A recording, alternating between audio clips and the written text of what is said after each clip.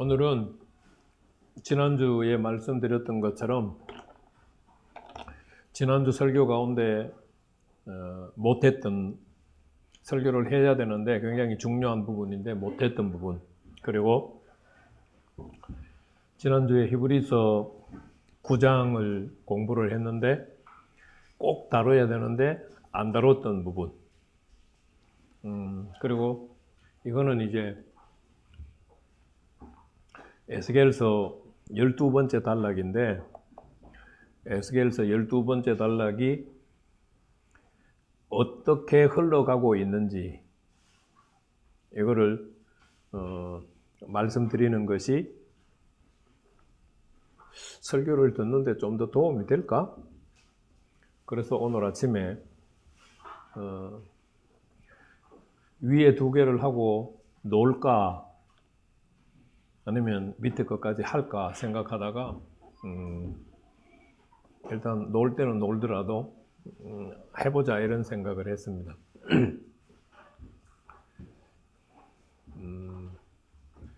33장 33절은 말씀은 굉장히 간단해요. 한 선지자가 뭐라고 표현했죠? 자기 가운데 있었음을 알리라. 하나님의 소원이죠. 그러니까 자기 가운데라고 하는 말은 바벨론 포로 백성들 가운데라는 뜻입니다. 지난 주일에 우리가 31장 1절에서 33절 말씀을 세 대상이 등장한다고 했잖아요. 에스겔, 예루살렘 주민, 그리고 바벨론의 포로로 잡힌 사람들. 그래서 바벨론의 포로로 잡힌 사람들은 오늘날 말로 표현하면 겉으로는 성도, 속으로는 아닌 그런 사람들의 모습을 보여줬죠. 말씀 선지자에게 우리 말 한번 들어보자. 그래서 이제 나왔어요.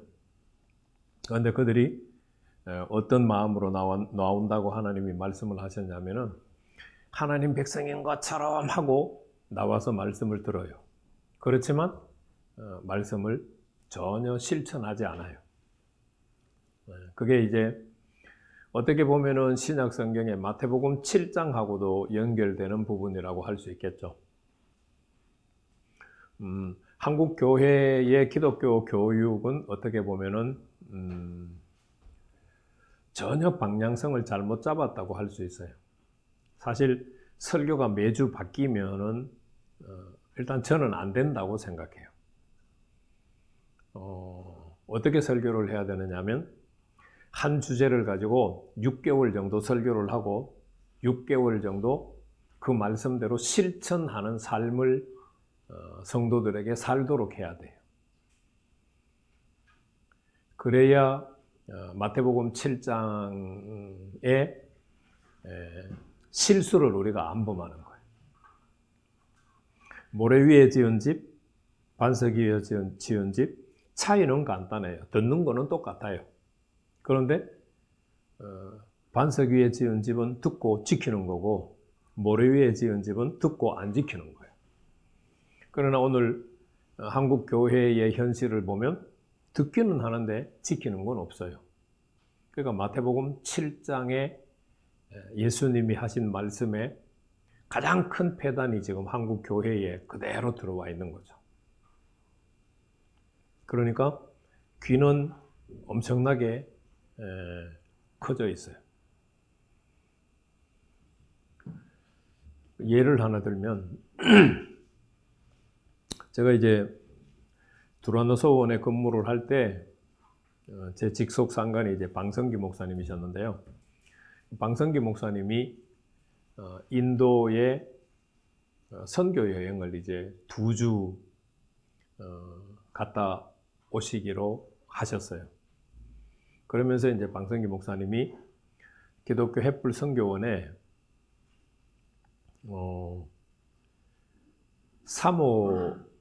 사모님 그룹들 지도자들만 한 20명 정도 그룹 리더들만 한 20명 정도를 리더십 강의를 쭉 해오셨었어요. 그러면서 이제 박 목사님이 2주를 비우니까 제가 이제 대타로 가라고 해서 이제 대타로 가서 강의를 했어요. 그러니까 그 사모님들이 계속해서 방성기 목사님 강의만 쭉 듣다가 제가 2주를 대타를 하니까 다음 학기부터는 이제 박 목사님 그만 강의하시고 저보고 강의를 이제 해달라고 그렇게 그 사모님 리더들이 방성기 목사님한테 이제 부탁을 하셨나 봐요.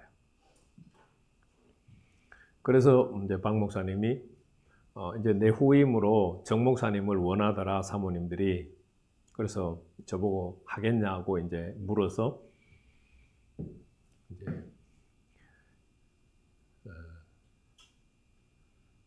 뭐 도란노서원 일만 하는 것도 그렇고 뭐 어차피 도란노서원에서 1:1 제자 양육 공부를 홍보도 해야 되니까 뭐 그러면은 하죠 이랬어요. 그 이제 사모님들이 그 사모님 리더들이 한 20명이 저한테 하는 말이 목사님 딱 한 학기만 해주세요. 그러니까 사모님들이 얼마나 자신들의 기가 높다고 생각하는지 저보고 딱 한 학기만 해달라고 그랬는데 제가 8학기를 스트레이트로 했던 것 같아요. 저는 한 번 강의했던 건 안 하거든요. 근데 거기 오시는 분들은 한 학기 강의하고 나면은 그 다음에 이제 강의할 게 없었나 봐요. 그러니까 사모님들이 저보고 처음에는 한 학기만 해달라고 하다가 제가 8학기를 4년을 스트레이트로 했어요. 그러고 이제 미국에 갔었는데 왜 그 얘기를 하느냐 하면 듣는 거는 되게 좋아해요. 그런데 실천을 안 해.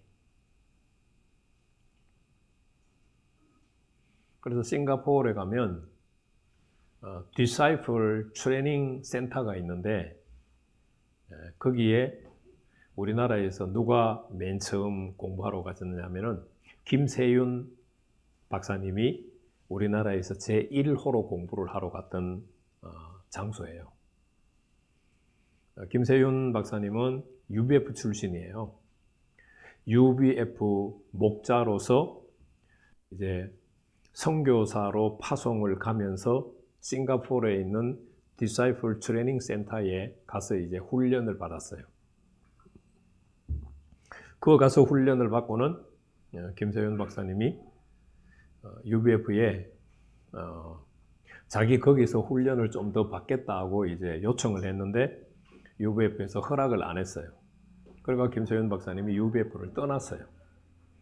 그 싱가포르에 있는 디사이플 트레이닝 센터가 뭘 하느냐 하면 한 주제를 가지고 6개월 동안 실천하는 일을 해요.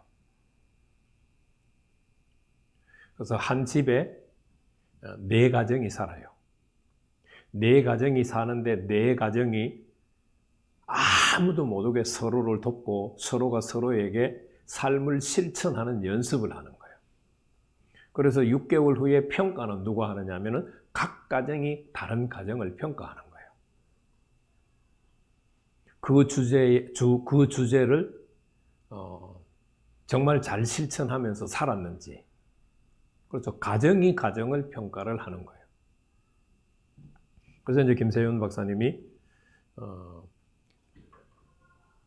이런 교육이 한국에 필요하다라고 이제 한번 제안을 이렇게 하시는 것을 제가 들은 적이 있어요. 그래서 한국 교회는 급한 사람들이 너무 많아.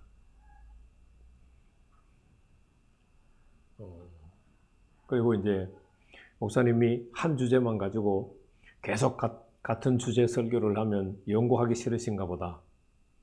연구 안 하시나 보다. 자꾸 이제 그렇게 생각을 하는 경우가 많잖아요. 근데 실제로는 누가 손해냐 하면 성도들 각자가 손해예요. 말씀을 실천하지 않고 듣기만 하고 넘어가면 그거는 모래 위에 집을 짓는 거하고 똑같아. 오늘 33장에서는 바벨론의 포로로 잡혀온 사람들이 가지고 있는 자세가 그랬어요.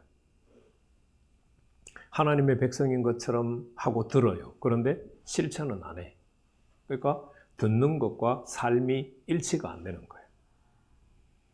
오전에도 말씀드렸지만 듣는 것과 실천이 일치가 안 되니까, 행하는 것이 일치가 안 되니까 바벨론 포로에서 돌아올 때는 안 돌아오는 거예요.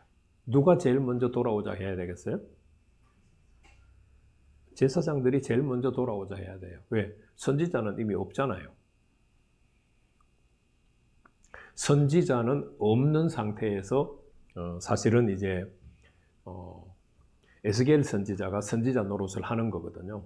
하나님이 에스겔을 예루살렘 땅에서 부른 게 아니잖아요. 바벨론의 포로로 잡혀온 지 5년째 되던 해에 바벨론 땅에서 제사장을 선지자로 불렀잖아요. 그러니까 백성들은 에스겔을 제사장으로 바라보지 선지자로 바라보기는 어려워요. 이미 예루살렘 땅에 있을 때부터 제사장 사역을, 제사장 역할을 하는 것을 실컷 봤는데 이제 갑자기 어느 날 또 선지자라고 그러면은 쉽게 받아들이겠어요? 나중에 학개, 스가랴, 말라기가 등장하는데 학개, 스가랴, 말라기는 바벨론에서 포로로 돌아오고 난 다음에 다시 등장하는 선지자들이에요. 그러니까 쉽게 말하면은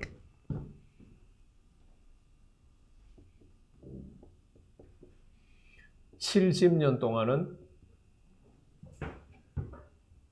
선지자 공백이에요. 누구만 보이느냐? 에스겔만 보여요. 바벨론의 포로로 잡혀오고 난 다음에, 그러니까 신바벨로니아가 망했죠. 그 다음에 이제 페르시아 시대, 페르시아의 고레스 왕이 돌려보내잖아요. 바벨론이 망해야 이스라엘 족속들에게는 자유가 주어지는 거예요. 그러니까 그래서 바벨론을 하나님이 멸망시키는 거예요. 왜 멸망시키느냐?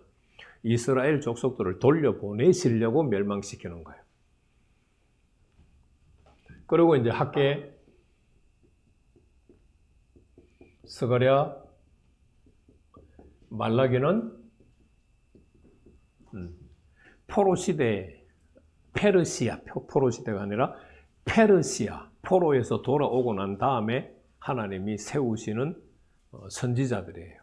뭐 하려고? 성전 지으려고. 그냥 간단하게 표현하면 성전 지으려고 세우신 선지자들이에요.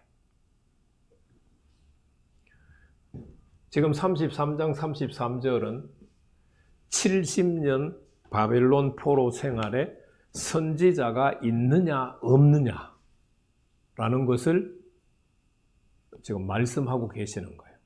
그런데 하나님은 바벨론 포로로 살고 있는 사람들에게 선지자가 끝까지 있었다는 것을 알게 되기를 원하는 거예요. 그 선지자는 누구예요? 에스겔 뿐이에요.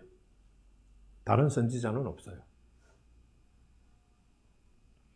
에스겔이 선지자로 있다고 하는 말은 포로로 잡혀온 사람들에게는 굉장히 중요한 의미를 가지고 있어요. 선지자는 누가 세워요? 여호와 하나님이 세우시죠. 여호와 하나님이 세우신 선지자가 바벨론 포로로 잡혀온 사람들에게 있어요. 그러면 무슨 의미를 가지고 있어요? 단순히 선지자가 포로로 잡혀온 사람들과 함께 있는 것이 아니라 누가 함께 있는 거예요? 하나님이 함께 있는 거예요. 포로로 잡혀온 사람들은 그 생각을 하기가 굉장히 어려워요. 하나님이 자신들을 출애굽시켰고 하나님이 자신들에게 가나안 땅을 줬는데 하나님이 자신들을 멸망시켰다라고 하는 것을 받아들이기가 너무 힘드는 거예요. 하나님이 자신들을 멸망시켰다는 것을 너무 받아들이기 힘들고 하나님이 멸망시키고 또 자신들과 함께 한다? 이건 더 받아들이기가 힘드는 거예요. 여러 차례 말씀드렸지만 신명기 4장 말씀을 기억하고 있으면 그들이 왜 망했는지, 왜 심판을 받았는지 금방 깨달을 거예요. 그러나 신명기 4장 말씀을 기억을 못하기 때문에 그들이 왜 망했는지를 모르는 거예요.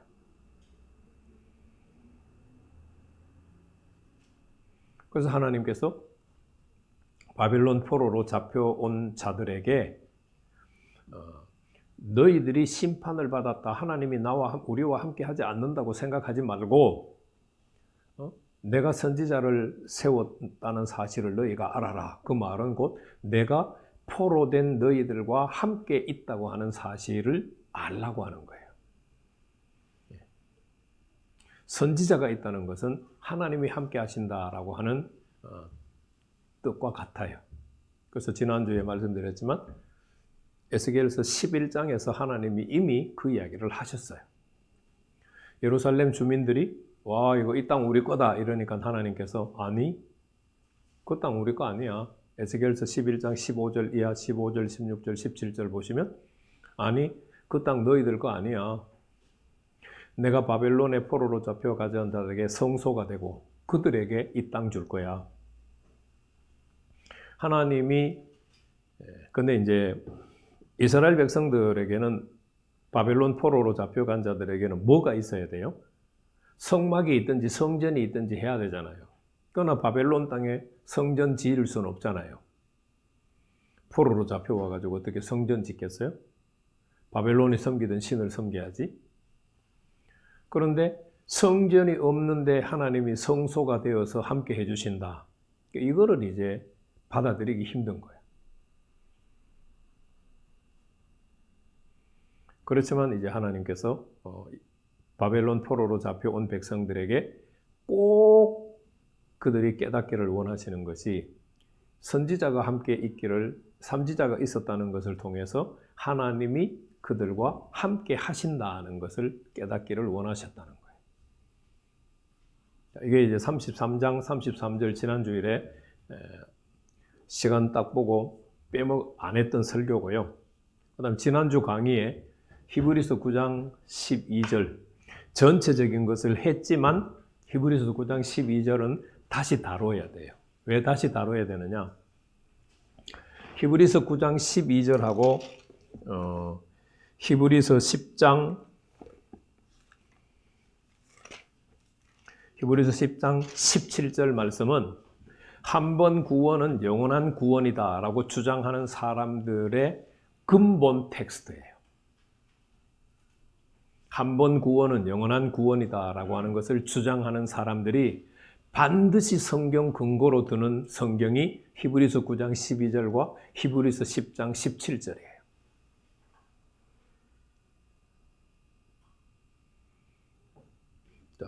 글자만 보면 염소와 송아지의 피로 하지 아니하고 오직 자기 피로 영원한 속죄를 이루사 단번에 성소에 들어가셨느니라. 이 성소에 들어가셨는데 어느 성소에 들어갔어요? 땅의 성소에 들어갔어요? 아니죠. 지난주에 공부했죠? 하늘의 성소에 들어가셨어요. 그러면 영원한 속죄를 이룬다고 했는데 이 영원한 속죄를 이룬다고 하는 말이 무슨 뜻이냐? 자, 여기 아이오니안 리트로신 휴라토메노스 이게 이제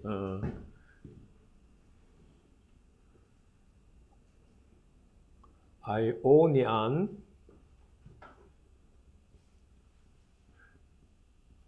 리트로신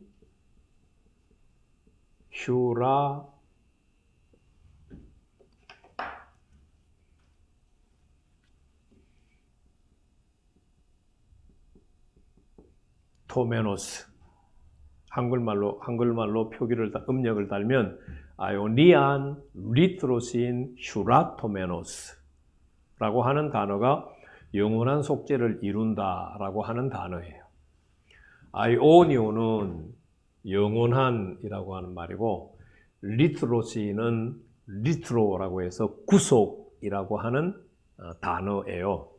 그리고 휴라토메노스는 이룬다, 성취한다, 얻는다, 획득한다 이런 뜻으로 쓰이는 이제 단어예요. 근데 이 단어가 시제가 뭐냐면은 분사, 과거, 중간태, 주격, 여성, 남성이네요. 주격, 남성 단수예요.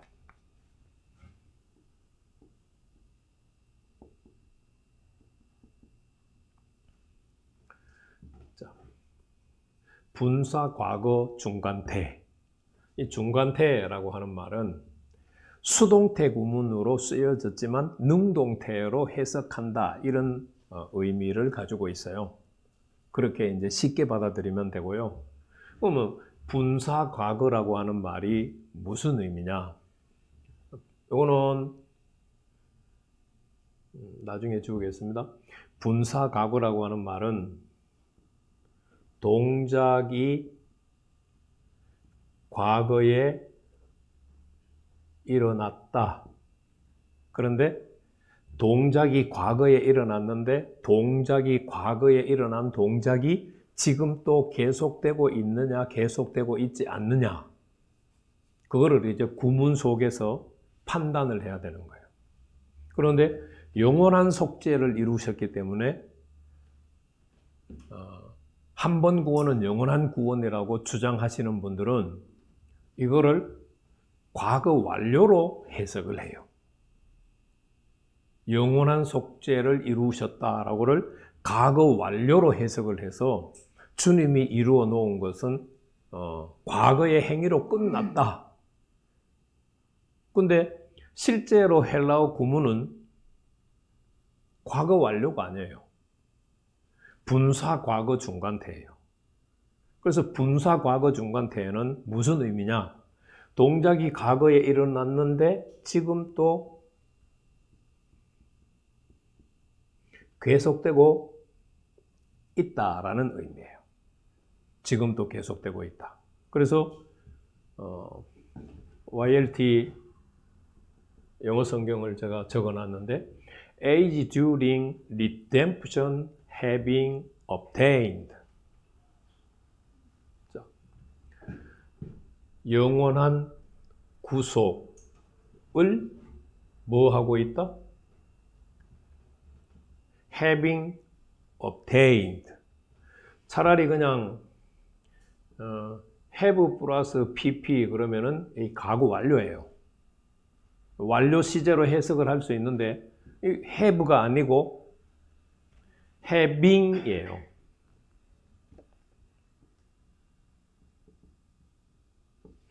그러니까 이거를 과거 진행형으로 해석을 할 것이냐 아니면 완료 진행형으로 해석을 할 것이냐. 과거 진행형은 영어 문법에서 있지만 완료 진행형은 영어 문법에서 없어요. 그래서 YLT는 분사 과거 중간태라고 하는 것을 having obtained,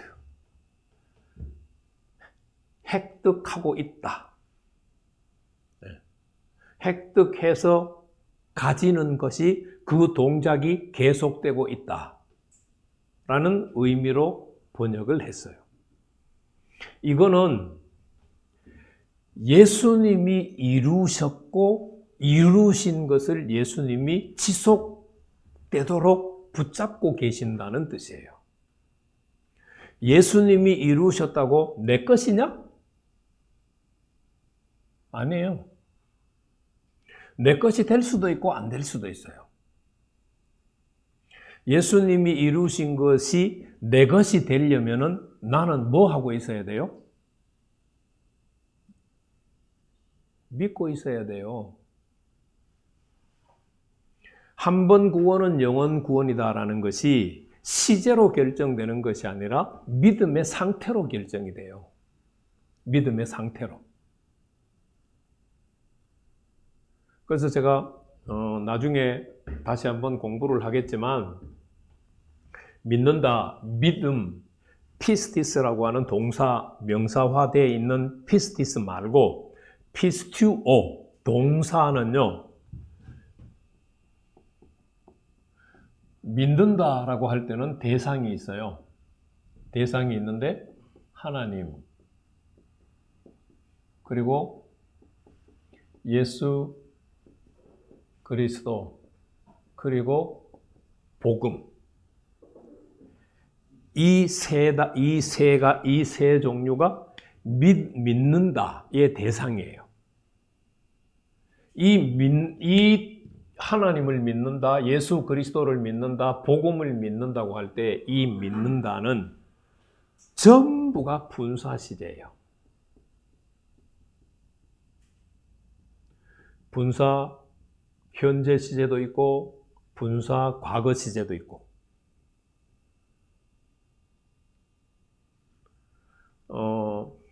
우리가 요한복음 1장 12절 영역본을 가지고 예를 들어보면 영접하는 자, 곧 그 이름을 믿는 자들에게는 하나님의 자녀가 되는 권세를 주셨다라고 했을 때 한국 교회 사람들이 가장 많이 애용하고 있는, 거의 대부분이 가지고 있는 New International Version이라고 하는 NIV 성경은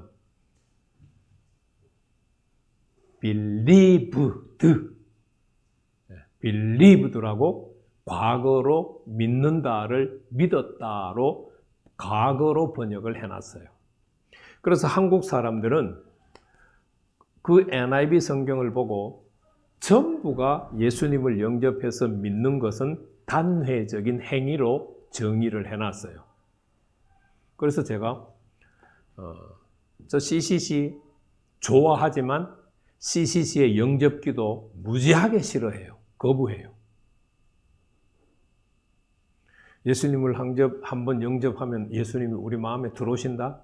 그런 거짓말 없어요. 성경에 그런 거짓말은 없다니까요.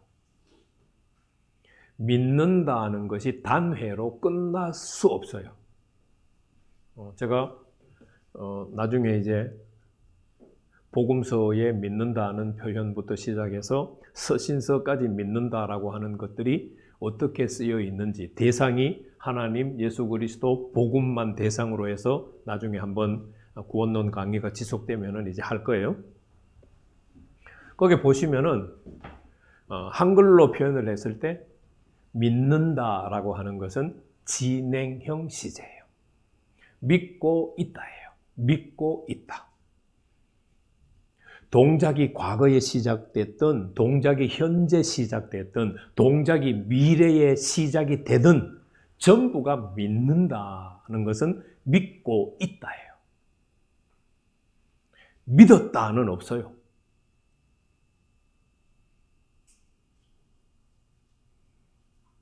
그래서 예수님은 영원한 속죄를 이루어 놓으셨고 그것을 지금 지속시키고 계세요. 예수님이 한 번 십자가에 못 박히신 것으로 이루어서 그것이 끝이 아니에요. 행위가 끝이 아니에요. 동작이 끝이 아니에요. 예수님이 십자가에서 이루신 속죄의 동작이 지금 또 계속되고 있어요. 이것을 내 것으로 삼고 안 삼고는 예수님에게 결정되는 것이 아니라, 예수님에 의해서 결정되는 것이 아니라 나의 믿음의 행위에 의해서 결정이 돼요. 내가 예수님을 나의 구세주로 계속해서 믿고 있으면 이것도 당연히 내 것이에요. 어제도 내 것, 오늘도 내 것, 내일도 내 것. 내가 믿고 있으면 어제도 내 것, 오늘도 내 것, 내일도 믿고 있으면 내 것. 예수님이 이루어 놓으신 것은 나의 믿음의 행위에 의해서 결정이 되는 것이지 예수님이 이루어 놓은 사실에 의해서 결정되는 게 아니에요. 예수님은 두 번 다시 영원한 속죄를 영원이라고 하는 단어가 붙은 단어 자체가 뭐예요? 예수님은 두 번 다시 속죄를 안 이룬다는 얘기예요. 한 번 드린 것으로 영원한 속죄를 이루셨어요. 그러나 그 예수님이 이룬 것이 반드시 내 것이 아니라는 것을 우리가 꼭 기억을 해야 돼요. 그런데 한 번 구원은 영원 구원이다 라고 주장하는 사람들이 봐라! 예수님이 뭐 두 번 십자가에 죽냐? 그 사람들이 놓친 가장 중요한 것이 뭐냐면 이 예수님이 이루어 놓은 것은 자동적으로 내게 안 돼요. 내 것이 안 돼요. 예수님이 이루어 놓은 것이 내 것이 되려면 믿음에 의해서 내 것이 돼요. 그런데 믿는다라고 하는 것은 진행형 시제예요. 그러면 믿는다라고 했을 때 그 진행형 시제를 우리가 그럼 어떻게 우리의 실생활에서 받아들일 수 있느냐? 믿는다, 안 믿는다는 것은 뭘 보고 알 수 있어요? 말씀을 지킨다, 안 지킨다로 볼 수 있어요. 그래서 계속 믿고 있으면은 그 믿음은 어떻게 될까요? 정체되어 있을까요? 자랄까요? 퇴보할까요? 당연히 자라죠. 그래서 믿음은 들음에서 나요. 믿음은 들음에서 나고 믿음은 계속해서 들음으로 성장해요.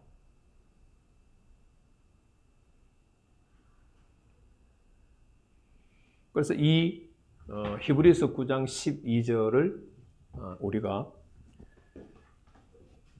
이해를 하고 있어야 돼요. 이제 다음 주는 우리 청소해야 되고 그 다음 주에 이제 10장을 공부하게 될 텐데 10장 한번 보세요. 17절. 그들의 죄와 그들의 불법을 내가 다시 기억하지 않는다. 그 사람들이 뭐라고 한 번 구원은 영원한 구원이고 예수 믿으면 모든 죄를 사함받았다고 주장하는 성경 구절이 히브리서 10장 17절이에요. 봐라! 기억하지 않는다고 했잖아.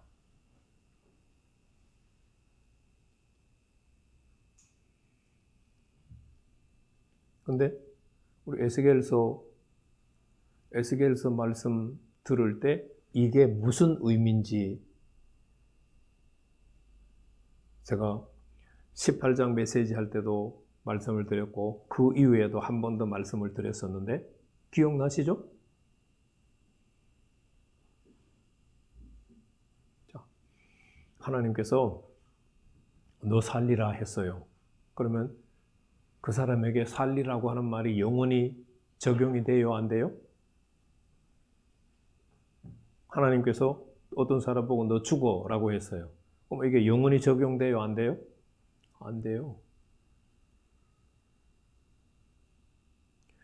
의인도 악인이 될 수 있고 악인도 의인이 될 수 있어요.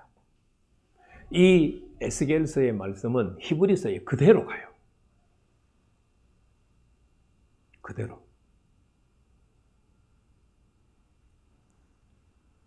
이건 이제 10장 할 때 다음 주일에 좀 더 자세하게 공부를 하기로 하고요. 오늘은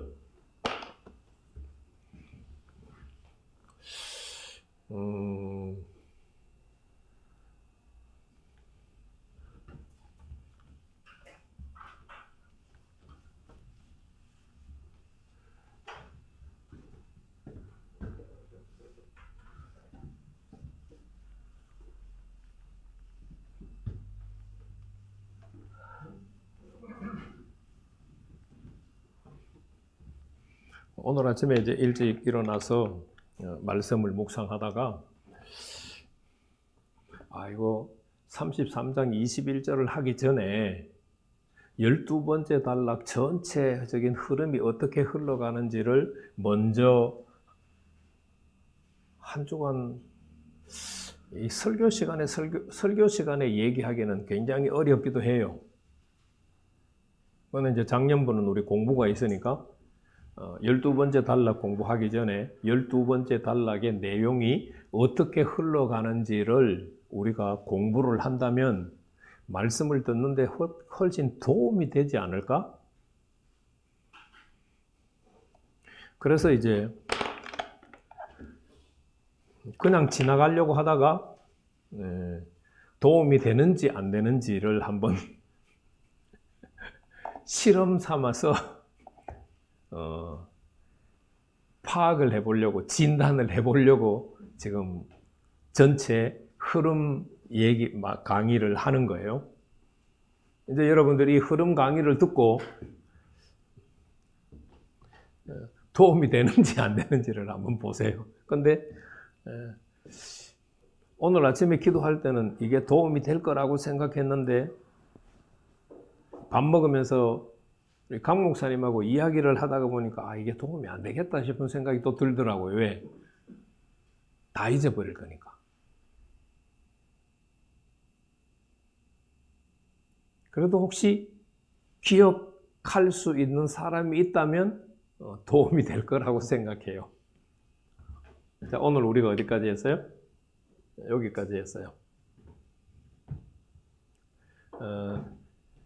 여기는 새 대상이 등장해요. 여기는 핵심적인 메시지는 뭐냐면 여호와 하나님께서 에스겔의 혀를 풀어서 선지자 역할을 감당할 수 있도록 하여 주시는 것이 핵심적인 메시지예요. 그리고 예루살렘 주민들이 이제 이 예루살렘에 있는 땅 내 땅이야, 우리 땅이야 라고 했는데 하나님이 아니라고 했어요. 그러면은 그 아니라고 하는 소리를 누가 들으라고 하는 소리예요? 바벨론 포로로 잡혀온 사람들에게 들으라고 하는 이야기예요.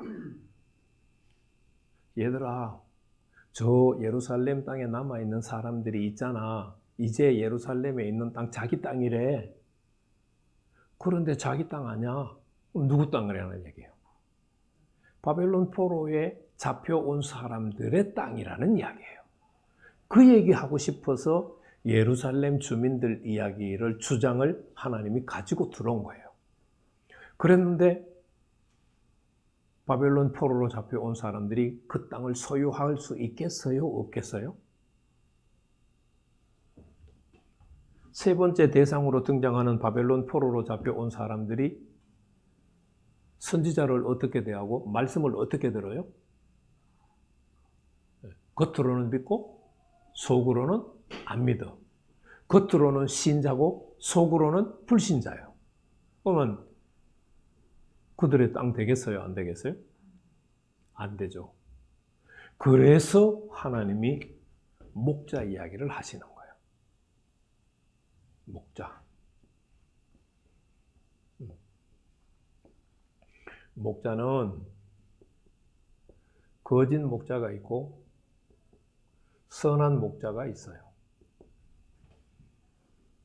선한 목자는, 거짓 목자는 자신을 위해서 살았어요.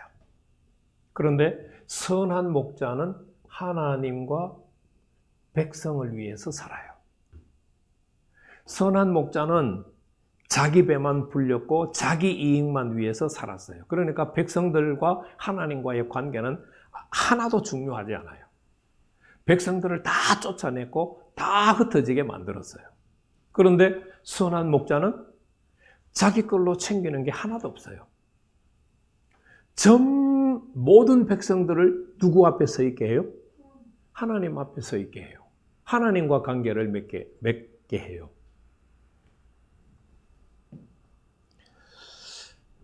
제가 이렇게 같이 교제하는 목사님들 보면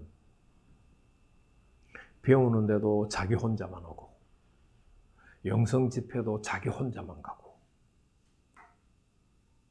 성도들 데리고 가려고 아무 생각도 안 하고, 그런데 그 밑에 깔려있는 근본 마음이 뭘까 생각해 보면 뭘까요? 성도들을 자기 아래 둬야 된다고 생각해요.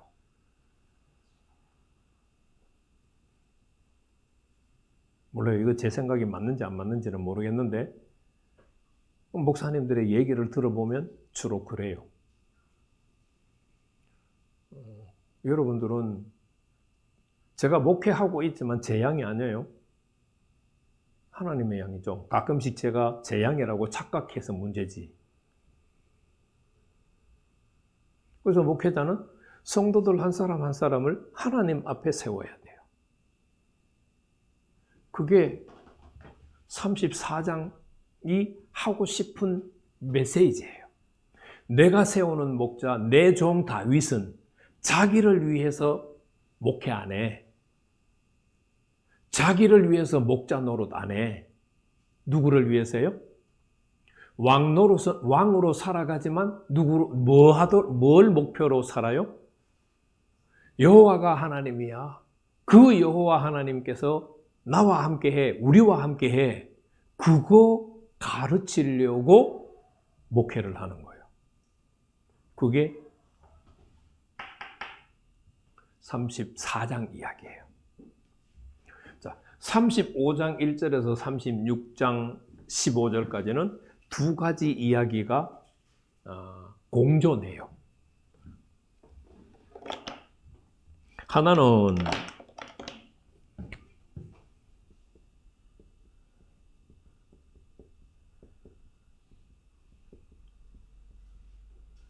하나는 세일산 심판 예언이에요. 하나는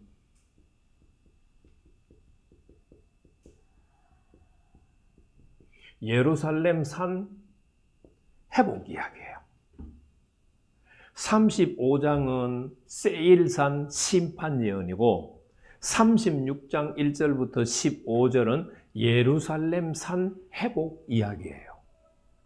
자, 세일산은 어디에 속한 산이에요? 어느 나라에 속한 산이에요?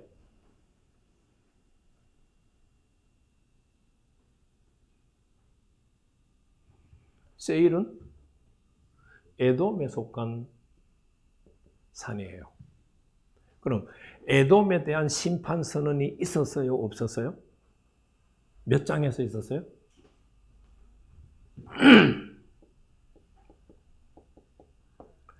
25장에서 이미 에돔의 심판에 대해서 하나님이 선언을 했어요.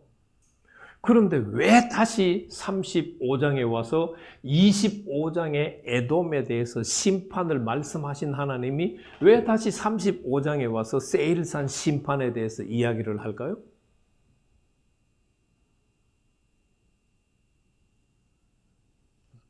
세일산 심판은 선언한 것으로 끝이야. 그런데 예루살렘 산은 내가 심판한다고 선언한 것으로 끝이 아니야. 그거를 지금 보여주려고 세일산 심판 예언과 예루살렘 산 회복 예언을 대조를 시키는 거예요. 자, 그러면 우리가 성경을 너무 쉽게 생각하고 보시면 안 돼요. 예루살렘 산에 대해서 하나님께서 심판한 적이 있어요? 없어요?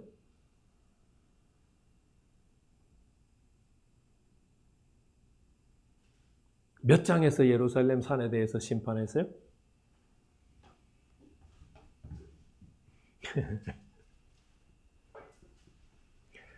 (6장에서) 예루살렘 산에 대해서 심판하시고 7장에서 예루살렘 땅에 대해서 심판을 했어요. 자, 그러면 예루살렘 산에 대해서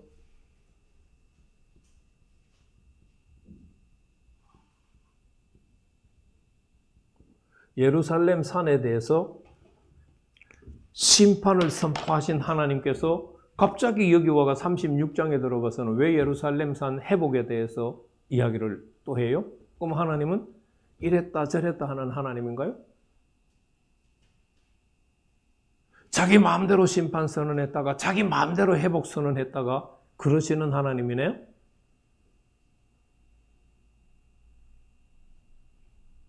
그럴까요? 그래도 될까요? 안 될까요? 그런 하나님이면 좋겠어요? 안 그러시는 하나님이면 좋겠어요? 이랬다 저랬다 하는 하나님이 좋아요? 아니면 일관된 하나님이 좋아요?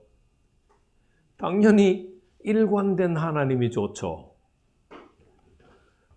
그럼 하나님이 예루살렘 산 회복을 말씀하시는 이유는 뭘까요? 누구 때문에 그 이야기 할까요?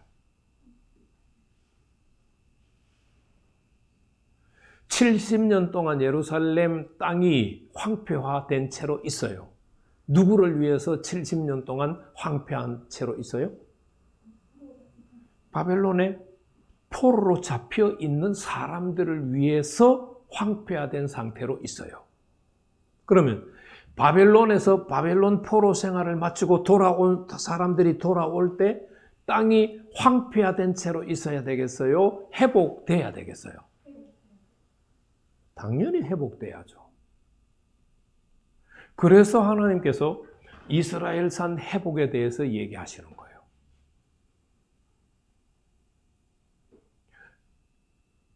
먼저는 무슨 얘기 들었어요?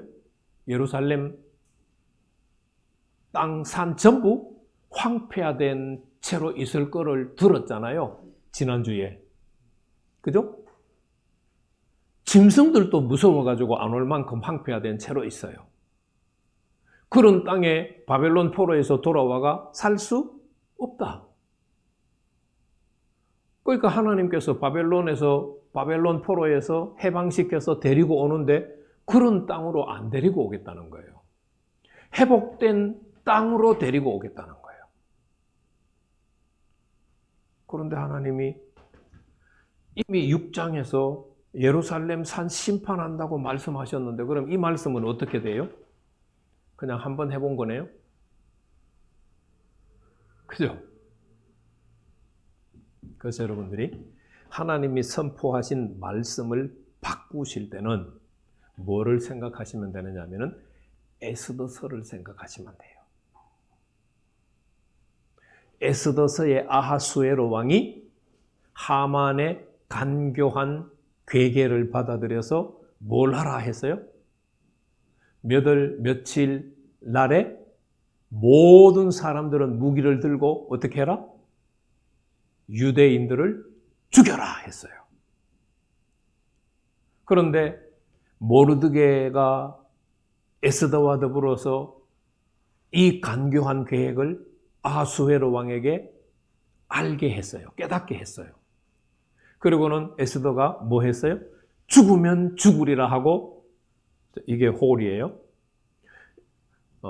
고대 군동사회에서는 왕이 왕비 보고 오라고 안 하면은 왕비가 함부로 왕에게 못 나아가요. 사는 것도 달라요.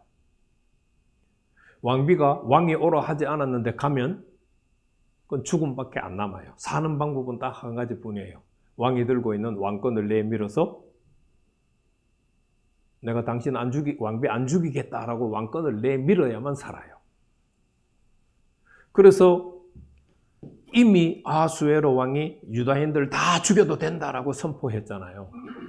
그런데 나중에 보니까 이게 하만의 계획인 것도 알고 왕비도 죽어야 되는 것 알잖아요. 그래서 뭐를 내려요? 유다인들이 살기 위해서 무기를 들고 대항해서 싸워도 된다라고 하는 칙령을 다시 내려요. 하나님은 자신이 하셨던 말씀을 바꾸실 때는 명분을 가지고 바꾸세요. 그래서 36장 16절에서 23절은 하나님이 6장에서 예루살렘을 심판하시겠다고 선언했던 것에 대해서 왜 이 생각을 바꾸는지 명분을 이야기하고 있는 게 36장 16절에서 23절이에요.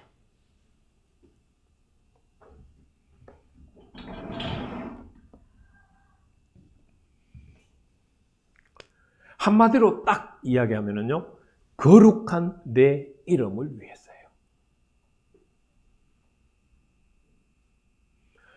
심판을 해서 바벨론 포로 땅에 끌려가도록 만들어 놨더니만 그 땅에서 뭐 하고 살아요?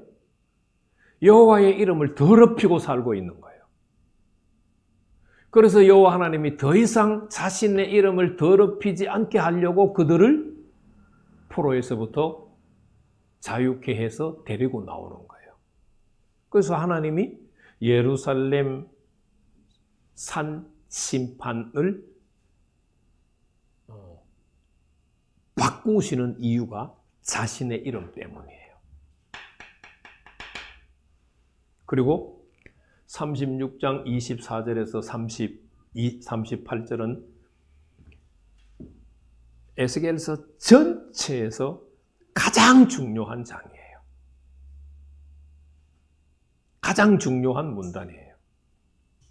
여기는 잘 안 보이니까 위로 가서 말씀드리면은요.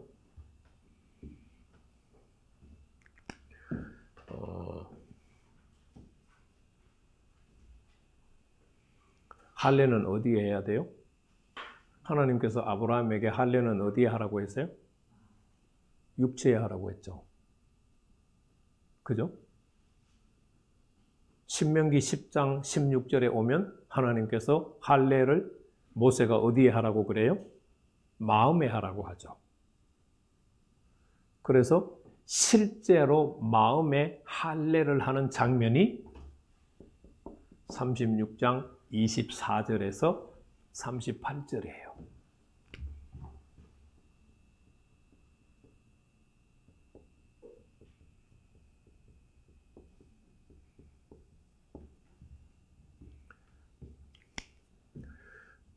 신약 성경으로 오면은 바울이 로마서 2장에서 마음의 할례할 것을 이야기하죠. 마음의 할례는 하나님의 영으로 되져요. 바울의 이제 신약 성경의 해석이에요. 구약 성경은 마음의 할례가 실제로 마음에 일어나는 거예요. 36장 26절 말씀을 보시면은요. 하나님께서 뭘 주세요? 사람이 할 수 없어요. 이건 하나님만이 하실 수 있는 이야기예요. 한글 성경에서는 새 영을 너희 속에 두고라고를 먼저 번역했는데 히브리어 원문에서는 새 영을 먼저 두고가 아니에요. 새 마음을 준다가 앞이에요.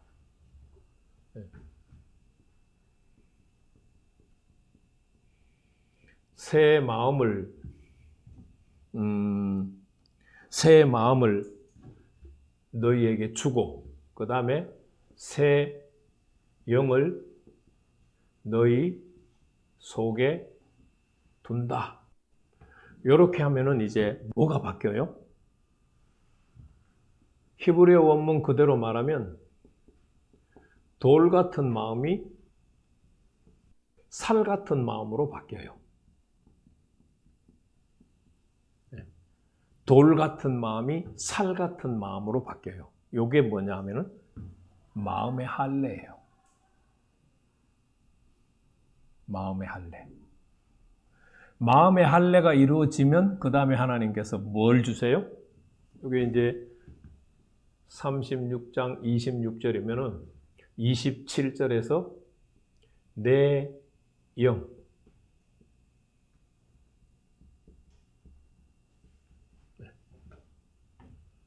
하나님의 영을 우리 속에 두시는 거예요.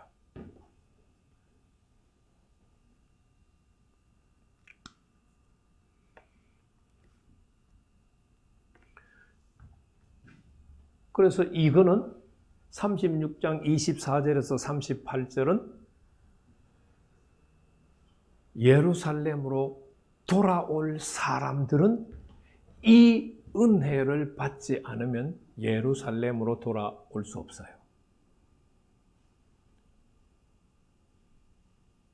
다시 앞에 있는 36장 1절에서 15절 말씀으로 말씀드리면 예루살렘의 땅을 차지할 수 있는 사람은 마음에 할례를 받은 사람이 땅을 차지할 수 있어요.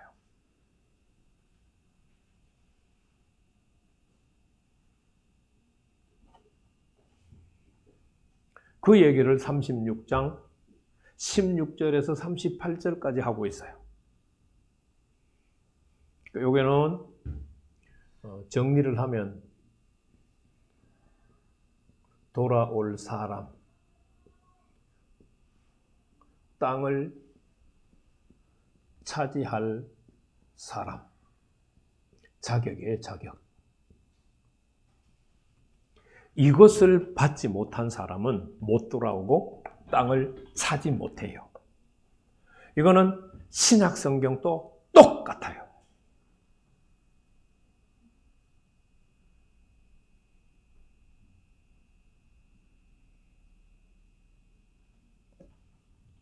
전혀 다르지 않아요.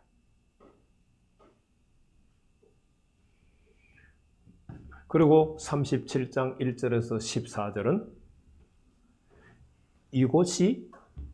이것이 어떻게 이루어지는가를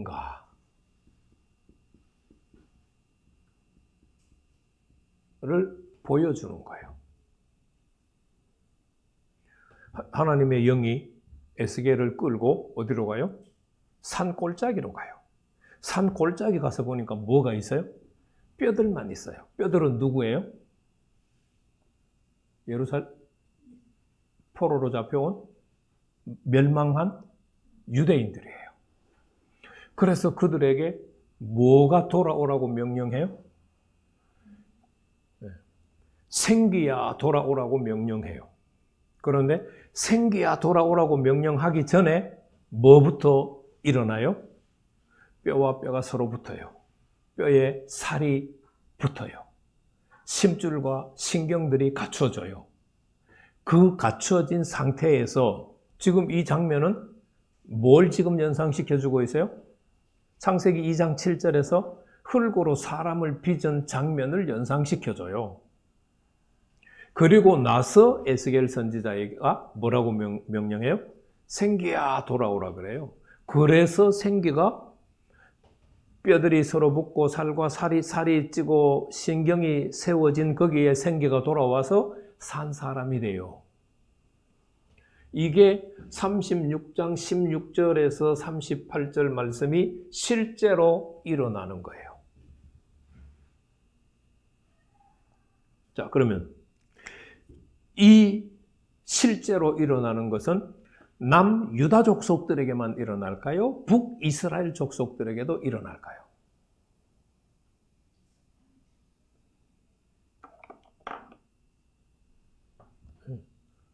그래서 37장 15절에서 28절은 북이스라엘 족속과 남유다 족속이 요렇게 돼서 하나가 되는 거예요. 하나가 돼. 하나됨을 이야기해요. 멸망한 북이스라엘 백성이 남유다 족속과 하나가 돼서 예루살렘 땅으로 돌아온다고 하는 메시지는 예언서 중에 에스겔서밖에 없어요. 근데 호세아서에도 잠깐 나와요.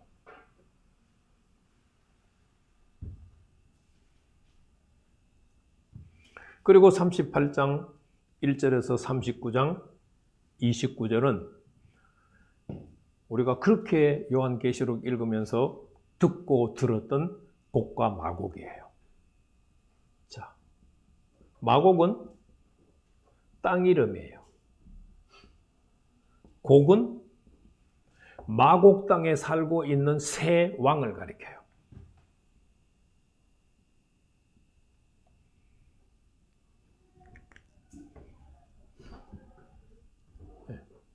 38장 1절에서 39장 29절까지 곡과 마곡에 대한 메시지인데, 마곡은 땅 이름이에요. 땅 이름.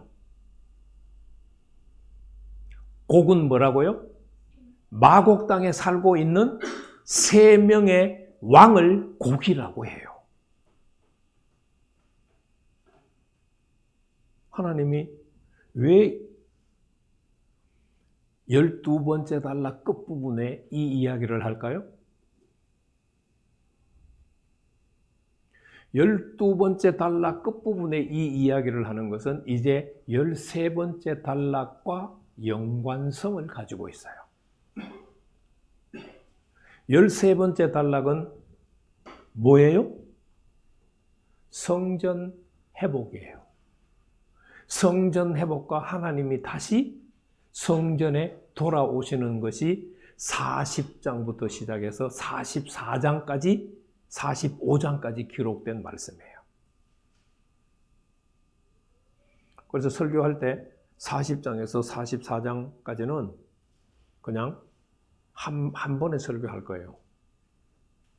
그 뭐 성전 측량하는 거 제가 이야기해봐야 뭐 도움이 안 될 거잖아요. 그래서 성전 측량은 그냥 건너뛸 거예요. 주보에 요약만 해놓을 거예요. 뭐가 얼마고, 뭐가 얼마고, 뭐가 얼마고, 뭐가 얼마고. 그리고 이제 우리가 하나님이 돌아오는 장면을 살펴보면 되겠죠. 하나님 언제 떠났어요? 에스겔서 안에서 언제 떠났어요? 11장에서. 8장에서부터 성전을 떠나기 시작해서 11장에서 완전히 떠났잖아요. 그리고 언제 다시 돌아와요? 43장, 44장에 가서 돌아와요. 뭘 하고 난 다음에 돌아와요? 네. 38장, 39장 하고 그 다음에 40장, 41장, 42장, 43장 하고 돌아오세요. 그래서 얘는 하나님께서 적들을 다 죽이는 것을 보여주는 장면이에요. 자, 여기까지 하나님께서 하나된 백성들을 끌고 예루살렘 땅에 왔어요. 그러면은 그 주변에 있던 사람들이 박수 쳐줄까요? 또 잡아먹어야 되겠다고 생각할까요? 당연히 잡아먹어야 되겠다고 생각하죠. 그런데 오늘 말씀에서 하나님이 어떻게 해주시겠다고 했어요? 칼이 너희한테 임하지 않게 해주겠다고 했잖아요. 그래서 하나님이 예루살렘을 공격할 자들을 다 죽여요. 그리고 40장에 들어가면 성전을 측량하고 성전이 회복되고 하나님의 영광이 다시 돌아오는 거예요. 그러고 나서 이제 일어날 일들에 대해서 성전에서 물이 나와가지고 흘러가는데 보니까 발목에 찼다가 무릎에 찼다가 허리에 찼다가 그건 아시죠? 그건 생각나시죠? 네. 그런데 에스겔서 48장 마지막에 가서 보니까 성전은 없어요.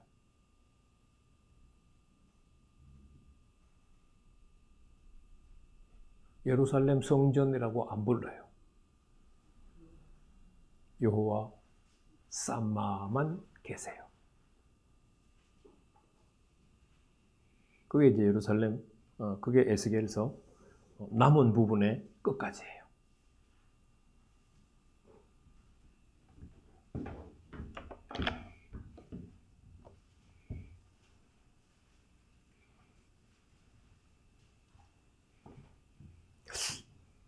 이게 도움이 되겠죠? 이걸 먼저 이해하고 이제 부분의 설교를 들으면은 다음 주는 35장 1절에서 36장 15절까지 할 거예요.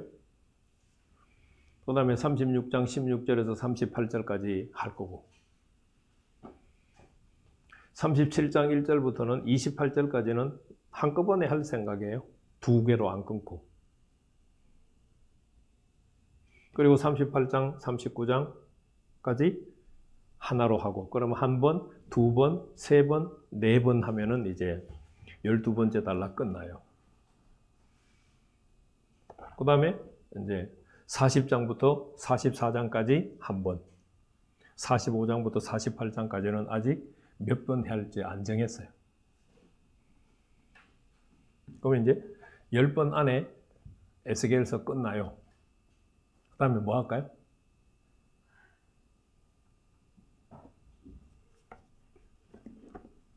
그 다음에 우리가